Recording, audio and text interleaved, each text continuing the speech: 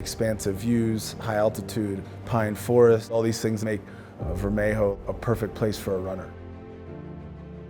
You really get that firsthand experience of what it might have been like when America was first discovered. Fishing becomes a spark for where I go run. It's so full of wildlife, it's so full of history. We stopped dead in our tracks. That's the stuff of, childhood fantasy. Takes your breath away for sure.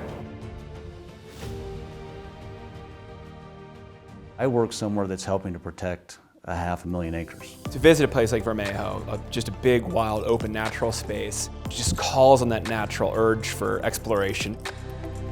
We got to hike through a forest at headquarters. We walked through 3 different sub-ecosystems. We started in a grassland, we walked through the Ponderosa. In the late Cretaceous, so about 90,000 years ago, at the end of the dinosaurs, this was an intercontinental sea. There was a big sea that went from the Arctic Ocean all the way out to the Gulf of Mexico. At some point, this was a big beach. Lived in it was a Cretaceous shrimp, a burrowing Cretaceous shrimp, and this is the fossil. You can literally see fossils. That's insane that they're just around us, not in a museum. You can find them yourself, so you feel like you're more engaged in the environment around you. So we're going to walk up here to what would have been the beach then. This entire valley was the ocean floor.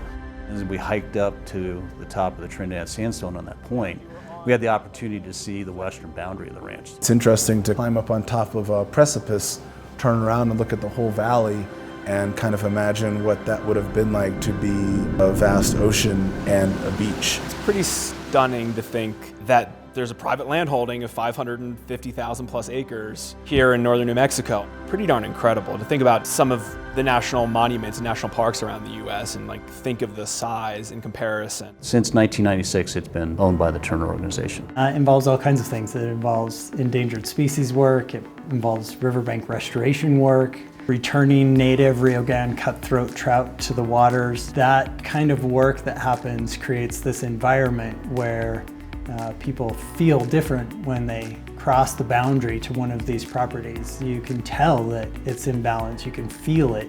I don't think your brain can wrap your head around how massive this property is. There's so many chapters of this property. A week here is just you're barely dipping your pinky toe into the water. In 1902, William Bartlett, who was a Chicago grain merchant, bought 300,000 acres. The term Vermejo Park Ranch and the headquarters and the stone buildings were all built by Mr. Bartlett. Immediately upon arriving here, you think about all the meaning that this emptiness holds. Grew up around the United States, lived in New York City for most of my adult life, and most recently the Crenshaw district in Los Angeles. To come out and just spend time without the pressures and the contradictions of urban living, the distractions of urban living, it's not really empty, right? Because it's so full of wildlife, it's so full of history. The archaeological record on the ranch, there were Native Americans here from about 300 current era up until about 1440, 1420. That's that black on white, and you'll see that from West Texas to Taos. They would basically use these for storage units, and then also as a place to camp 700 to 1100 years ago. Wow. It's really just interesting to think about who walked on these lands, who sat here and chiseled an arrowhead, who sat here and fashioned a plate, who sat here and ground grains up to make a flour for cooking. It's all those human artifacts, those material artifacts are here, hiding in these hills. In my mind, all of the archaeologists have found everything. Everything's in museums already. Yeah, you could spend forever out there grabbing handfuls of rock and just sifting through them and seeing how they've been touched by human hands before. Through time, northern Europeans, Americans start traversing this area up to the Mexican-American War in 1848. That's when Mexico and parts of Arizona and Southern California became part of the United States. Towns would grow kind of out of nothing, be there for a decade or so, and then gone. The town of Catskill, it's fairly short-lived. They would load the wood from the backside and then reduce it all down to charcoal, and then they would shovel it out the front. They built the railroad, brought all the materials in, and built the town, and then everything left. Somebody saw an opportunity to create this so long ago, so up into the countryside, Yeah. and it flourished for a period of time. Those kilns apparently burned 100 cords of wood a day. That's a lot of wood. The amount of timber that was required to feed those charcoal kilns, they essentially clear-cut large portions of the ranch. And it's crazy that something like that can be so prosperous for a short amount of time and then just disappear, just to like have time end right there. When you remove and disturb that watershed so dramatically, it just runs off. And when it runs off, that's when you get the flooding. They cause the flooding. As you drive up and down the canyons on the ranch, you'll see those impacts. The cattle would overgraze the banks. Then as they built roads, often they would move the creek and straighten the creek to build a road, or move a creek to establish a field. And so lots of places across the ranch, the creek's not meandering as it should all the way across the river bottom. This project was started to reestablish the woody vegetation. And it's a partnership with U.S. Fish and Wildlife Service. And it's called a Partners for Conservation grant. The most tangible thing that I brought to spark my exploration of Vermejo was a little 10-car fishing pole, just a little simple fly fishing setup, no reel. I can just throw it in a backpack with a couple tools and a couple flies and have no burden at all while I run up 10 miles or 15 miles into the higher country.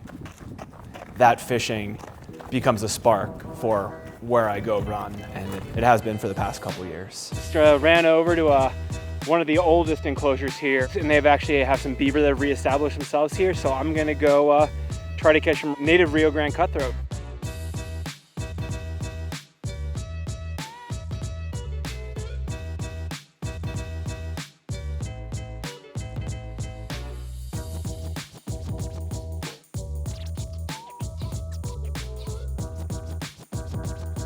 Catch and release any Rio Grande cutthroat here. We're going to harvest this brook trout to reduce habitat pressure on the native cutthroat. We have completed one of the largest Rio Grande cutthroat trout rehabilitations in the world. It spans 2 stream systems, over 10 lakes. It's 30,000 acres in size. Be able to walk out on the ice, grab a pole, and learn, some rudimentary technique to pull up some trout. It was awesome that we could actually experience that firsthand. Yeah, rainbow. We're grubbing tonight.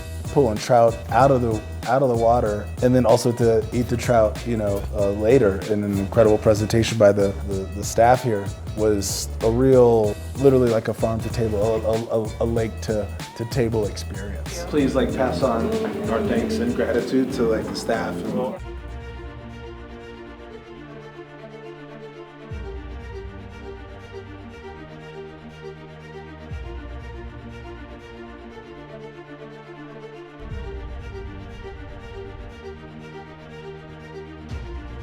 To see how these animals interact at this scale is really something special, and to be able to do it on your own 2 feet, it brings you back, I think, to what us humans crave, is that connection to nature, and why are we here, and what is our role in this system. You really get that firsthand experience of what it might have been like when America was first discovered.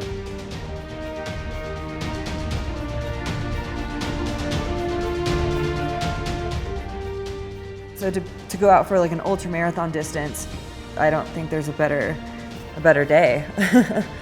We're about to get started on this epic adventure through all these zones. We're going to start down here and then take it miles and miles all the way up to the end of this corridor. You can just start running here, and you can just keep going until you get tired. What a team. Couldn't have picked 2 finer folks to share these runnings with these past several days. To really unlock it with someone who's devoted his life to supporting and framing trail running culture, that was incredible. I'm a person who could push myself relentlessly to step out of that pace and that rhythm and just be for a little while is a gift. Tastes like victory.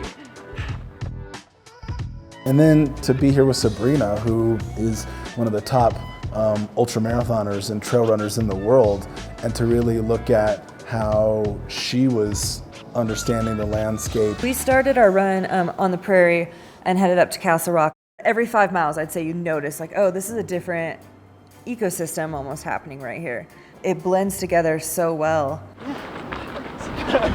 Lean into it. Sometimes when we're in deep valleys or in ravines or canyons, of course you're seeing that like time built up, that rock formation, that story again of the passage of time, and then to come out of it and to face mountains in the distance, snow-capped mountains in the distance was pretty cool as well.